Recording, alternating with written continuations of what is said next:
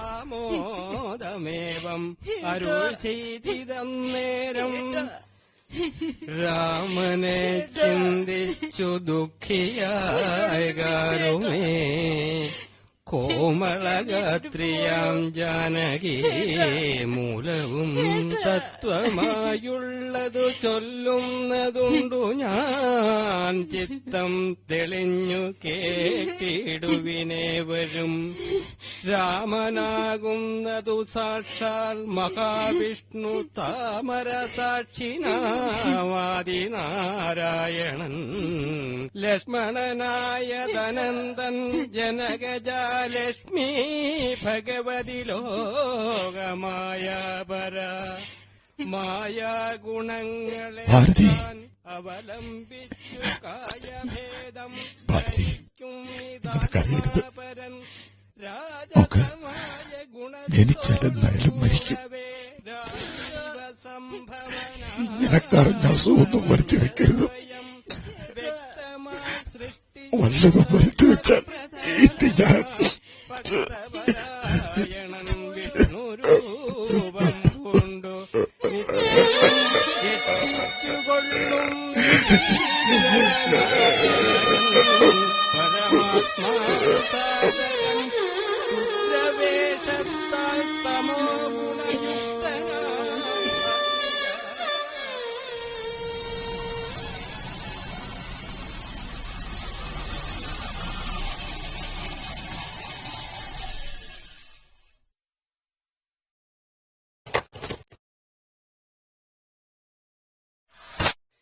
അഗണ്യഗുണമാദ്യ അവ്യയമപ്രമേസ്മി സന്തതം രാമം മഹിതകടാക്ഷഭിക്ഷപിതാമരശുചം രഹിതാവതി സുഖമിന്ദിരാ മനോഹരം ശ്യാമളം ജടാമകുടോജ്വലം ചാപശരകോമളകരാംബുജം പ്രണതോസ്മ്യകം രാമം ഭുവനകമനീയരൂപമീഡിതം ശതരവിഭാസുരമഭീഷ്ടപ്രദം ശരണദം സുരപാദപമൂലരചിതനിലയനം സുരസഞ്ജയ രാവിലെ അമ്മ ചായ ആയിട്ട് വന്നപ്പോഴാണ് രാത്രി തന്നെയാണ് ഡോക്ടർ പറഞ്ഞത്. ഏട്ടൻ വിളിച്ചപ്പോ ഞാൻ സൈറ്റിലേക്ക് പുറപ്പെടാൻ നിൽക്കുകയായിരുന്നു. പുതിയൊരു ഷോപ്പിംഗ് കോംപ്ലക്സിന്റെ വർക്ക് നടക്കുക. അല്ല, ഗീതമോള് കൂട്ടാതെ? ഏയ്, അവിടെ ആരെങ്കിലും ഇല്ലാതെ പറ്റില്ല. അവളെ സൈറ്റിലേക്ക് പറഞ്ഞു വിട്ടു. അല്ലെങ്കിലും എല്ലാവരും വന്നിട്ട് എന്തിനാ? അജിത്തിനെ ഇങ്ങോട്ട് വന്നതിന് ശേഷം വിളിച്ചിരുന്നു. എയർപോർട്ടിൽ വന്ന ശേഷം വിളിച്ചിരുന്നു. അധികം താമസിയാതെ തന്നെ എത്തും രണ്ടുപേരും. സമയം എത്രയല്ലേ ആയുള്ളൂ. മാഷെ, അവിടെ സാധനങ്ങൾ കൊണ്ടുവന്ന വണ്ടി വിടണം. ഞാൻ വരുന്നത്, നീ അങ്ങോട്ട് ഇല്ലേ? ഞാൻ പോരാ. മാഷേ, ഇത് കയ്യിൽ വെച്ചോളൂ. ആ, വരട്ടെ. എല്ലാം കഴിയുമ്പോ കൂട്ടി നോക്കിട്ട് ഞാൻ പറയാം. അപ്പം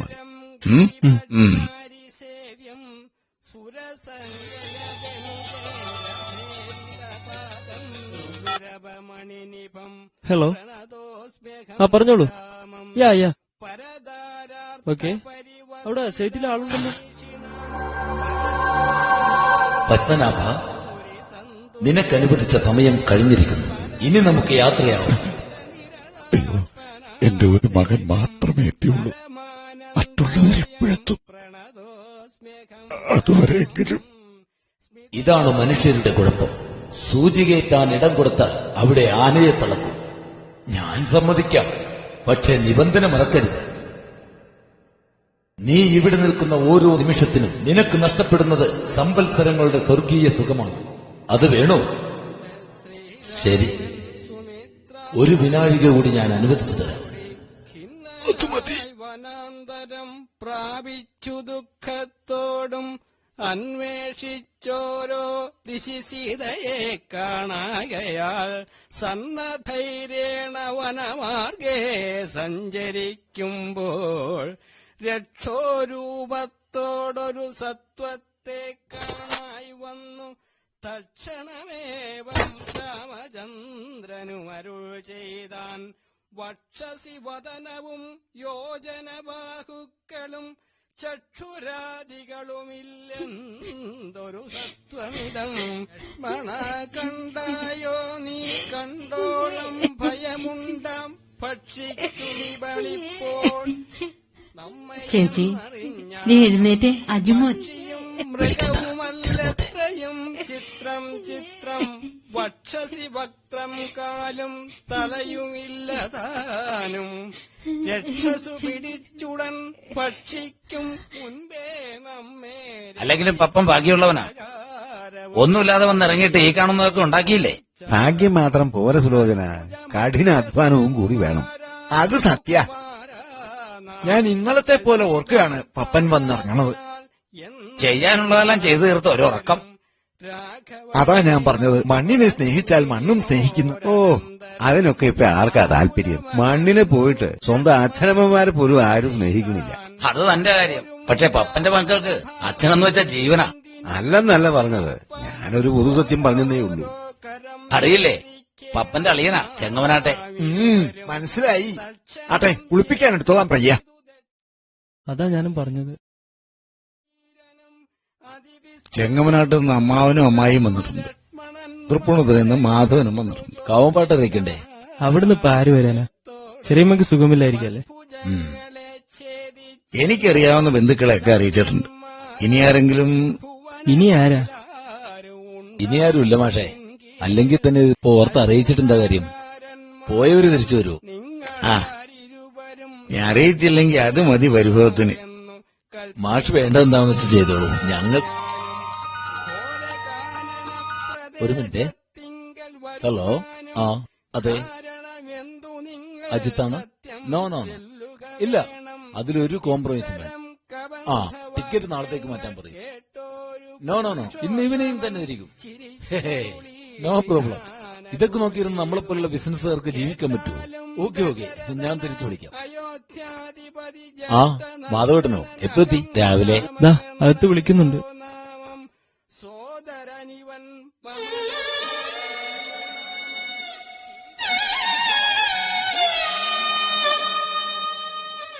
പത്മനാഭ, എന്താ പേടിച്ചുപോയോ? പിന്നെ പേടിക്കാതെ തൊട്ട് തൊട്ട് മുന്നിൽ നിന്നാൽ? നിന്റെ എന്നല്ല, എല്ലാ മനുഷ്യരുടെ പിന്നിലും ഞാനുണ്ട്, ഒരു നിഴൽ പോലെ. നിനക്ക് പിന്നെയും അനുവദിച്ചിരിക്കുന്ന സമയം കഴിഞ്ഞു പത്മനാഭൻ. നമുക്ക് പോകാം. എന്റെ എല്ലാ മക്കളെയും കാണാനാണ് ഞാൻ സമയം ചോദിച്ചത്. പക്ഷെ ഞാൻ നിന്റെ നല്ലതിനു വേണ്ടി മാത്രമാണ് പറയുന്നത്. നമുക്ക് പോകാം. പിന്നെ മരിച്ചതിന് ശേഷം എനിക്കെന്ത് നല്ലത് വരാനാ? അല്ലെങ്കിൽ തന്നെ എന്റെ 3 മക്കളെയും കാണാത്ത ഒരു നല്ലതും എനിക്ക് വേണ്ട. അച്ഛന്റെ സ്നേഹം എന്താണെന്ന് നിങ്ങൾക്കൊന്നും പറഞ്ഞു മനസ്സിലാവില്ല. പത്മനാഭനെ ദേഷ്യം പിടിപ്പിക്കാൻ പറഞ്ഞതല്ല, ഒരു സത്യം പറഞ്ഞെന്നേയുള്ളൂ. നിങ്ങൾ ഇപ്പോൾ തന്നെ നിങ്ങളുടെ സ്വർഗജീവിതത്തിന്റെ പകുതിയിൽ കൂടുതൽ നഷ്ടപ്പെടുത്തി. ഇനിയും അത് ഉണ്ടാവാതിരിക്കാൻ നമുക്ക് പോകാം. സ്വന്തം മക്കളുടെ സ്നേഹത്തിന് മുന്നിൽ എത്ര വലിയ സ്വർഗവും ദൃഢമാണ്. നിന്റെ വിചാരങ്ങളും വികാരങ്ങളും പുണ്യമാകട്ടെ പത്മനാഭൻ.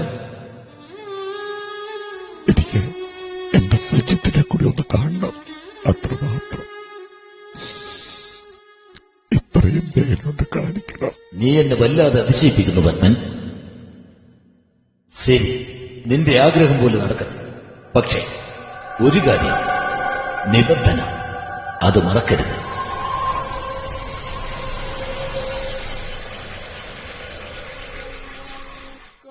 ഗന്ധർവശ്രേഷ്ഠൻ മംഗളം വരുവാനായി തൊഴുതു ചൊല്ലിടിനാൻ മുമ്പിലാം മാറു കാണാം മതംഗാശ്രമം. അച്ഛൻ കുളിപ്പിക്കാനെടുത്തിരിക്കുക.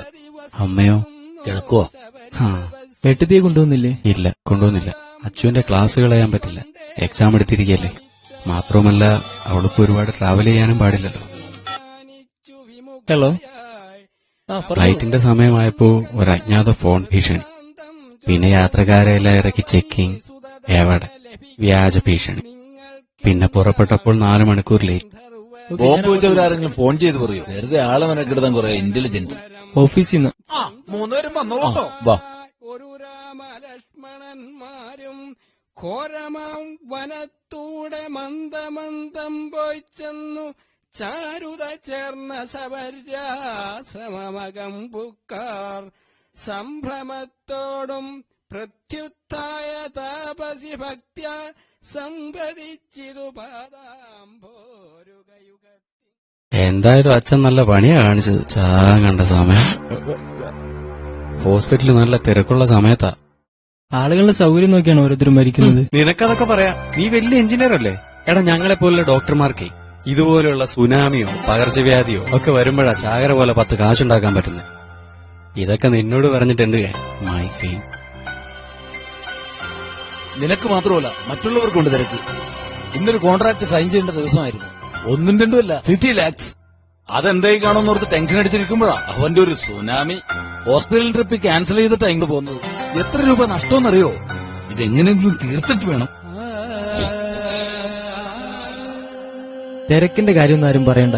കമ്പനിയുടെ ഒരു പ്രസ്റ്റീജിയസ് വർക്ക് ഇട്ടിട്ട് ഞാൻ ഇങ്ങോട്ട് വന്നത്. വഴക്കടിക്കാനല്ല ഞാൻ പറഞ്ഞത്. എല്ലാവർക്കും അവരവരുടേതായ പ്രശ്നങ്ങളുണ്ടെന്നേ ഞാൻ ഉദ്ദേശിച്ചു. സ്വത്ത് പാർട്ടീഷൻ ആക്കിയിട്ടായിരുന്നെങ്കിൽ അതിനൊന്നും ഞാനില്ല. വീട് സ്ഥലവും ആരാന്ന് വെച്ചാൽ ഏറ്റെടുത്തു. എനിക്ക് എന്റെ ഷെയർ കിട്ടിയാണ്. അതിപ്പോ ക്യാഷായിട്ട് കിട്ടിയിരുന്നെങ്കിൽ. ആരെ ഏറ്റെടുക്കാൻ? എനിക്കെങ്ങും വേണ്ട. ഈ പട്ടിക്കാടും ഒന്നിനും കൊള്ളാത്തൊരു വീടും ആരെന്ന് വെച്ചാൽ ഏറ്റെടുത്തു. അങ്ങനെ ആർക്കും ആവശ്യമില്ലെങ്കിൽ നമുക്കിത് വിൽക്കാം. കിട്ടുന്ന കാശ് നമുക്ക് ഷെയർ ചെയ്യാം. അത് മതി. വിൽക്കുകയാണെങ്കിൽ പൊളിച്ചു വിൽക്കുന്ന ലാഭം. അത് നല്ല ഐഡിയ. വല്ല റിസോർട്ടുകാരും ആണെങ്കിൽ പറയണ കാശും കിട്ടും. അതെ, 3 പേരും കുളിച്ചാ കർമ്മത്തിനിരിക്കാം. ഇതൊക്കെ വേണോ? ഫൂളിഷ്നെസ്. ഓ, ഇതുകൂടി സഹിച്ചാ പോരെ. അല്ല, പാർട്ടീഷന്റെ കാര്യം തീരുമാനിച്ചു. പക്ഷേ ഒരു കാര്യം കൂടി തീരുമാനിക്കാനില്ലേ? അല്ല, അമ്മയെ സാധാരണ ഇളയ മക്കളാണ് അമ്മ ഏറ്റെടുക്കാറ്. അതാണ് നാട്ടുനടപ്പ്. കൊണ്ടുപോകാമായിരുന്നു. പക്ഷേ നിങ്ങൾക്കറിയാമല്ലോ, എന്റെ വൈഫ് അമ്മയുമായി ചേർന്ന് പോകില്ലെന്ന്. അമ്മയെ ഞാൻ കൊണ്ടുപോകാമായിരുന്നു. പക്ഷേ മക്കളെ, അവളെ ഉപേക്ഷിക്കരുത് മക്കളെ. ഞങ്ങളിപ്പോ താമസിക്കുന്ന ഫ്ളാറ്റിൽ ഒട്ടും സൗകര്യമില്ല. മാത്രവുമല്ല, അമ്മയ്ക്ക് അവിടുത്തെ ക്ലൈമറ്റ് പിടിക്കുകയില്ല. അല്ലെങ്കിൽ അമ്മയെ ഞാൻ കൊണ്ടുപോവാം. പക്ഷേ അജുമോനെ, നീ അല്ലേടാ അവളെ ആദ്യം അമ്മയെന്ന് വിളിച്ചത്. നിന്നെ അല്ലേടാ അവളെ ആദ്യം കൊഞ്ചിച്ചത്. അവളെ കൈവിടല്ലേ മോനെ. 27 മണിക്കൂറും ബിസിനസ്സുമായി നടക്കുന്ന ഞാൻ അമ്മയെ കൊണ്ടുപോയി ശരിയാവില്ല.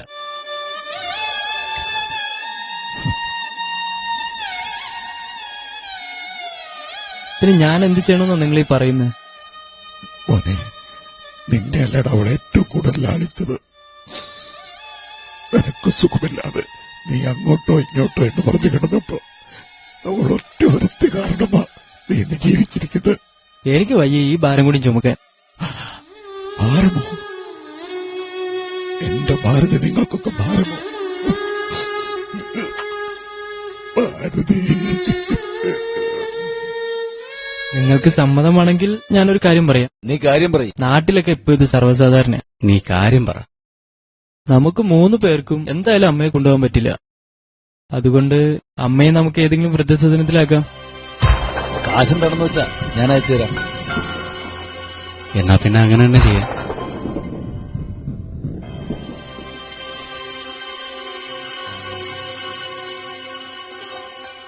മക്കൾ, അച്ഛന്റെ പൊന്നുമക്കൾ, ഇവർക്കൊക്കെ വേണ്ടിയാണോ ഈശ്വര ഞാനെന്റെ ഒരു ആയുസ് നഷ്ടപ്പെടുത്തിയത്? പത്മനാഭ, നീ നമ്മുടെ നിബന്ധനകൾ ലംഘിച്ചിരിക്കുന്നു. നിന്നോട് നാം പറഞ്ഞിരുന്നതല്ലേ ഇങ്ങനെ ഒരു തോന്നൽ ഉണ്ടാവാൻ പാടില്ലെന്ന്. അതുകൊണ്ട് ഇനി നിന്നെ കൊണ്ടുപോകാൻ എനിക്ക് നിന്റെ അനുവാദത്തിന്റെ ആവശ്യമില്ല. മാത്രമല്ല, നിനക്ക് ലഭിച്ച സ്വർഗീയ സുഖങ്ങളെല്ലാം നീ നിന്റെ മക്കളെ കാണാൻ വേണ്ടി നഷ്ടപ്പെടുത്തി. ഇനി ശേഷിക്കുന്നത് നിനക്ക് ലഭിച്ച നരകജീവിതം മാത്രമാണ്. അതനുഭവിക്കാൻ നീ തയ്യാറായിക്കൊള്ളു.